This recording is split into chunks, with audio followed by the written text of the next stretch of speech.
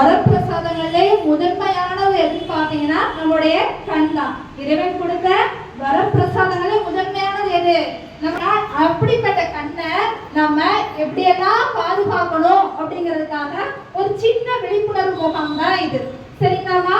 ஏன்னா இன்னைக்கு நம்ம உள்ளங்கையில உலகம் அப்படிங்கிற ஒரு காலகட்டத்துல வாழ்ந்துகிட்டு இருக்கோம். உள்ளங்கையில என்ன செஞ்சுட்டு இருக்கோம்? இன்னைக்கு நம்ம இந்த உலகத்தை பார்த்துக்கிட்டு இருக்கோம். அப்படிதானே? எல்லாருமே எனக்கு என்ன தேவை அப்படின்னாலும் அம்மா கிட்ட மாதிரி நம்மளுடைய தேவைகளை மட்டும் தெரிஞ்சுக்கிட்டா பரவாயில்ல.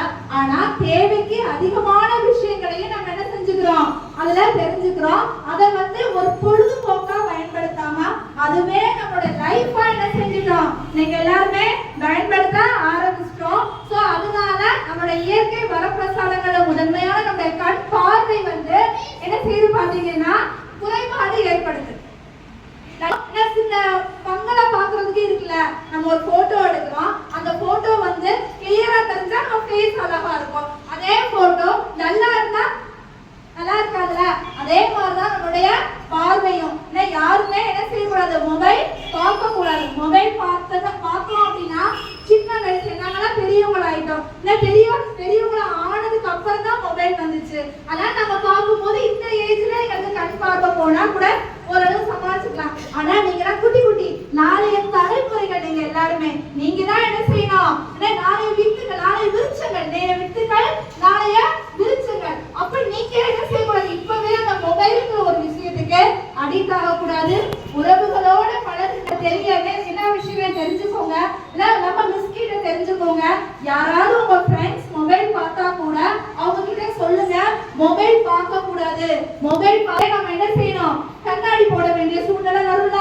அதனால யாருமே என்ன செய்யக்கூடாது? மொபைல் பார்க்க கூடாது. அழகான கண்ணை மேலும் அழகுபடுத்தலாம், மெருகுபடுத்தலாம். ஆனா அதுக்கு போய் கண்ணாடிங்கிற ஒரு பேர்ல நம்ம என்ன செய்யக்கூடாது? ஒரு விஷயத்துல இது பண்ணக்கூடாது. அதனால யாருமே என்ன செய்யக்கூடாது? மொபைல் பார்க்க கூடாது.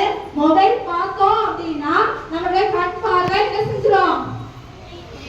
அதனால என்ன செய்யக்கூடாது? யாருமே மொபைல் பார்க்க கூடாது. அப்ப இப்ப மிஸ் சொல்லமா சொல்லிட்டீங்களா?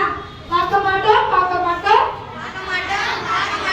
செல்போன் பார்க்க மாட்டோம். உறவுகளே மொபைல் பார்க்காதீர்கள்.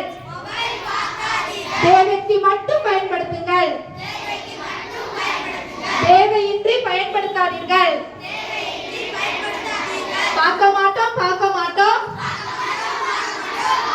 ஆனந்தா வித்யாலயாவின் வித்து